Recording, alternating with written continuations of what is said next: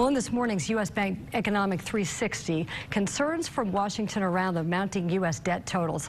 A high degree of debt at the federal level limits our flexibility in a number of ways, but as concerning as the current $16.8 trillion debt may be, there is actually some good news to report.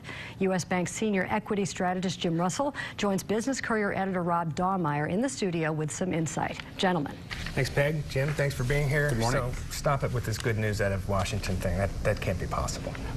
Under the category of things that you thought you would never see, we are getting some good news out of Washington on the budgetary matters.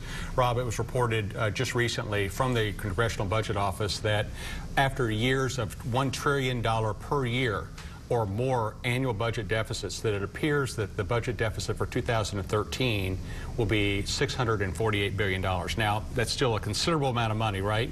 And more work needs to be done, but certainly headed in the right direction.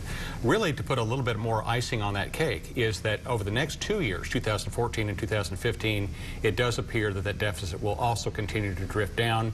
Looks like 2015 might come in the $375 billion deficit kind of range. Again, a big number, but again, headed in the right direction. Is it good enough?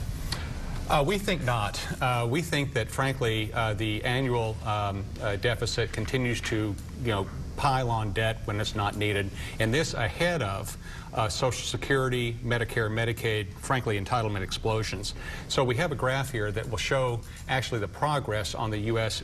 debt. You can see that since the financial crisis, it is really kind of hooked a little bit more north. That's not the trend that we want to see, but again, the most recent figures that I mentioned just a minute ago would indicate that the amount of debt being added is rolling down just a little bit.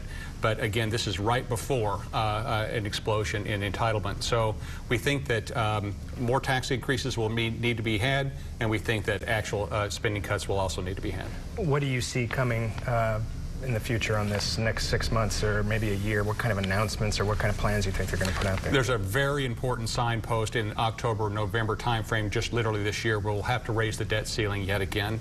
We're looking for Washington to perhaps raise that debt ceiling and in exchange for that address long-term entitlement reform, which means long-term deficit reform, which means that interest rates will stay low and economic growth will stay steady. So we're looking forward to that.